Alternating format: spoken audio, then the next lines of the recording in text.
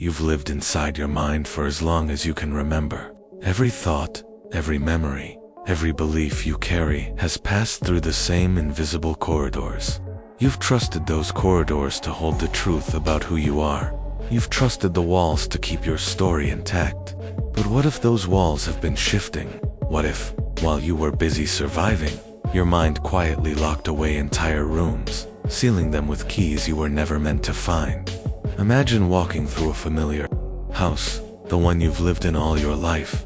You know every turn, every step, every creak in the floorboards. Or at least, you think you do.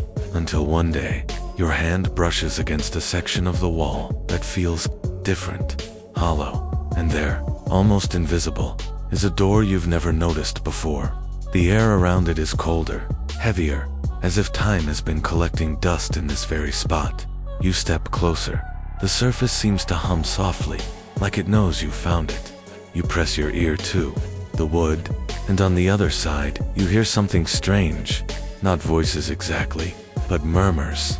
Whispers that feel like they're coming from inside you, speaking in a tone you almost recognize. They sound like you, but not quite. A different you. A version untouched by the lies you've told yourself. Your heart begins to race. The corridor behind you feels suddenly unfamiliar, like the walls have been listening this whole time. You think back to moments you've brushed aside, the odd flashes of memory that never seemed to fit, the sense of déjà vu that pulled you into emotions you couldn't explain, the times your body reacted before your mind understood why. You realize something. This door isn't new. It's been here for as long as you've been alive. You've simply learned not to look at it. You've been trained, gently, silently, to keep walking past, not out of malice, but out of fear. Fear that what's inside will unravel the story you've been telling yourself. But tonight, something is different. You can't walk away. You can't pretend you didn't see it. You reach for the handle, your palm warm against the cold metal. For a moment, nothing happens. Then the faintest vibration travels through your fingertips, as if the door itself is aware of you. A thought forms, slow and heavy. If I open this, I may never be the same again. You hesitate. Not because you're afraid of the dark, but because some part of you knows. The light waiting on the other side might be even harder to face. And then comes the question. The one you've been avoiding for years. The one that changes everything the moment you allow it in. What else has my mind kept from me? Before we go any further, I want you to pause. Not just for a second, but long enough to feel the weight of this moment. Think about the last time something inside you shifted without warning. A thought that didn't seem like yours. A memory that appeared out of nowhere, so vivid it felt like you were living it all over again. Maybe it was a sudden wave of emotion that didn't belong to the room you were in. Or a smell, a sound, a fragment of light that pulled you into a place you couldn't explain. These moments aren't random. They are signals. Tiny breaches in the walls your mind has built. Cracks where the truth tries to slip through. Most of the time, you ignore them. You tell yourself it's nothing, that you're imagining it. But deep down, you know better. Here's what I want you to do. If anything I've said so far stirs something in you, even if it's just a faint echo, leave your mark here. Right the moment your mind surprised you, or the time it turned against you without warning. Your story doesn't have to be complete. It doesn't even have to make sense. Because somewhere in this space, someone else is listening. Someone who's been standing at their own locked door, wondering if they're the only one. And maybe, just maybe, your words will be the key they've been searching for. Your mind is not a flawless witness to your life. It is not an impartial archivist, storing every detail exactly as it happened. It is an editor, a director, a storyteller that shapes the narrative, often without your permission. When something threatens to overwhelm you, a trauma too sharp, a truth too heavy, it begins to rearrange the scenes. It cuts frames, it blurs faces, it rearranges timelines until the pain becomes less visible. This is not malice. It is survival, a mechanism so ancient that it acts before you even know you need it. But here lies the paradox. In protecting you, it also betrays you. Because in removing the moments it deems unbearable, it also removes pieces of you. At first, the changes are almost invisible. A memory feels softer than it should. A year of your life seems less vivid, as if the colors have faded. Someone else recalls an event differently, and you're certain they must be mistaken, until you notice that nagging, hollow space where your own certainty should be. You convince yourself it doesn't matter. After all, who would want to remember the worst days in perfect detail? But the mind is clever.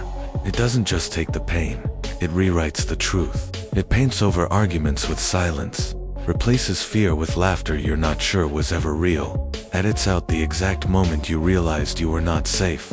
These missing fragments are like locked boxes scattered across your mental landscape. You walk past them every day, never stopping, never questioning, until something slips. It could be the scent of a place you haven't been in years, the way sunlight hits a wall at dusk, the sound of a voice in a crowd, and suddenly, the film reel skips. The box is open, the moments flood back, not as tidy stories, but as sensations. Heat in your chest, a tremor in your hands, a lump in your throat that rises before you even know why. You're there again, standing in the middle of something you thought you'd escaped.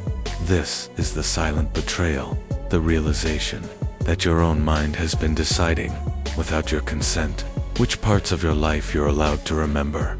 It has been hiding entire chapters, convincing you they were never written. And as the memories return, you see them for what they are, pieces of yourself that were never gone, only hidden in the dark.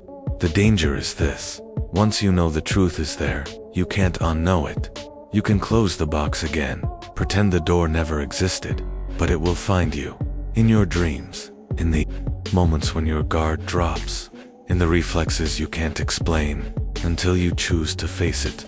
The shadow will keep walking beside you, silently deciding what you can and cannot know about yourself. Beneath the noise of daily thoughts, under the constant hum of tasks, plans, and distractions, there exists a mirror. It is not made of glass or metal. It cannot be touched with your hands. It lives in the stillness between breaths, and the quiet that falls when you stop running from yourself. This mirror reflects not the image you've carefully crafted for the world, but the raw, unedited truth of who you are. Most people spend their lives avoiding it. They know, instinctively, that to look into it is to confront the moments they've tried to bury, the unspoken confessions, the betrayals they accepted without protest, the dreams they abandoned long before they died. The mirror doesn't lie.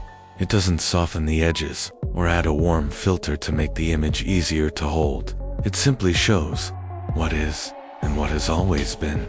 Sometimes it appears without warning, in a dream that lingers hours after you wake, leaving you unsettled, in the eyes of a stranger whose gaze feels like they've read the chapters you've never shared, in the way a certain street or scent pulls you into a memory you thought was gone.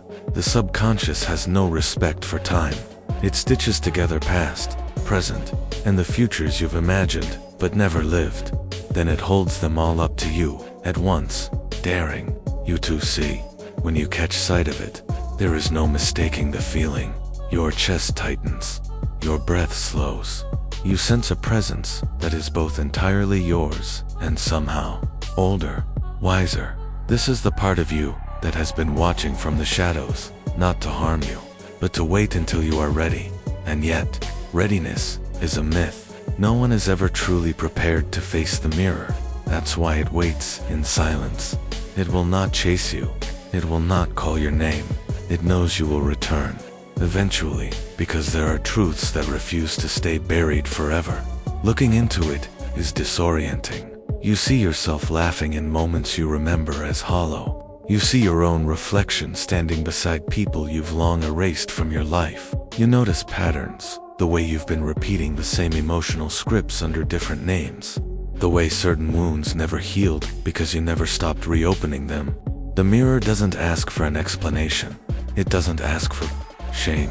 It offers only clarity, and with it, the impossible choice. Turn away and forget, or keep looking and change. Most turn away, but those who stay, even trembling, discover something the rest never will, that the reflection is not their enemy. It is the map back to themselves. Patterns rarely shout. They whisper. They live in the smallest gestures, in the pauses you don't notice, in the reflexes you believe are harmless habits.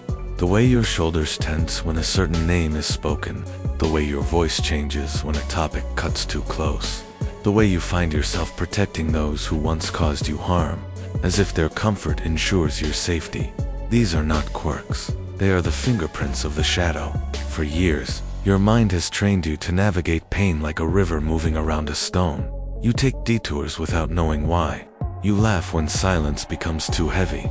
You disappear into distraction when a conversation gets too close to the truth. This is the cycle. Avoidance disguised as protection. And it works, until it doesn't. The cycle keeps you alive, but it also keeps you small.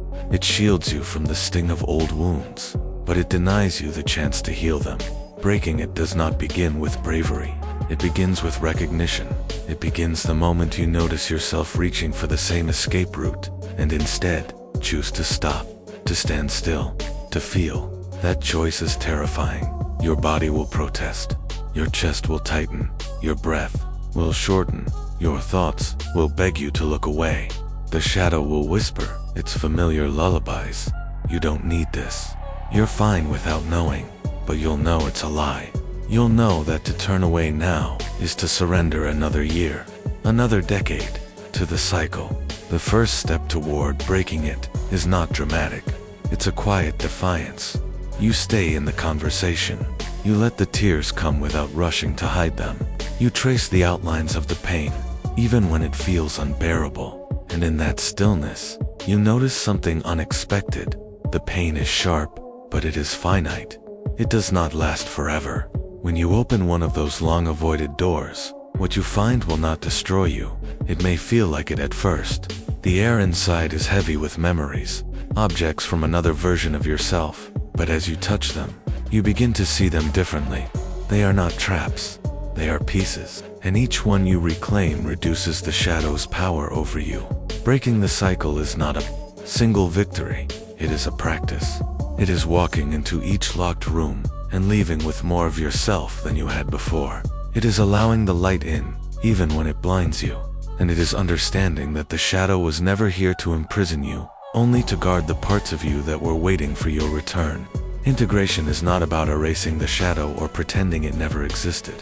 It is about walking toward it without flinching, sitting beside it, and saying, I see you. I know why you did what you did, and I'm ready to carry this with you now. For years, you have thought of the shadow as an enemy, the keeper of your pain, the voice that kept you small. But the truth is more complicated. The shadow was the part of you that took the weight when you could not. At first, letting it sit beside you feels unnatural. You've spent so long running from it that its presence feels like a threat. The memories it holds are heavy, and the emotions they carry can feel like fresh wounds. But when you stop resisting, when you truly listen, you begin to understand its language. It does not speak in words. It speaks in images, in sensations, in the subtle loosening of something that's been tight in your chest for years. You start to see changes small at first, then undeniable. You catch your reflection, and it no longer feels like a stranger's gaze. The voice in your head is less fragmented, more steady.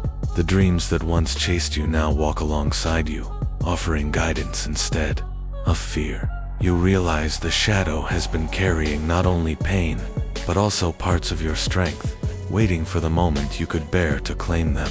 Integration is not a sudden transformation. It is a slow weaving together of light and dark, until you can no longer tell where one ends and the other begins. It is learning that the parts of you you feared the most are often the ones that hold the greatest truths. It is standing in the center of your own story and knowing you do not have to cut away any chapter to belong here. One day, without realizing it, you notice that the locked rooms in your mind no longer scare you. They are still there, doors, boxers, corners, where shadows gather, but they are not prisons anymore. They are archives. You can open them, take what you need, and leave them without losing yourself. You understand now. The goal was never to destroy the shadow, but to bring it home. Wholeness is not perfection. It is presence.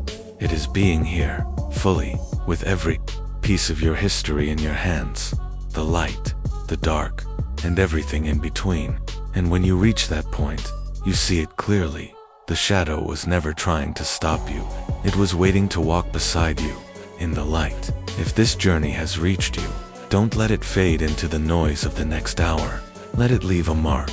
Share the locked room you've dared to open, or the one you still can't touch. Somewhere out there, someone is standing before their own closed door, trembling, wondering if they're the only one who feels this way. Your words might be the key they've been searching for. This space is not for perfection. It is not for polished stories. It is for truth, the kind we carry quietly, the kind that shapes us when no one is watching. Write what you've never said aloud. Let it echo here, and when you press send, remember, every voice added to this conversation makes the shadows less silent. You've just stepped closer to the part of yourself you've been searching for. And here, in the light and the dark, we stand together. Psychological Shadow.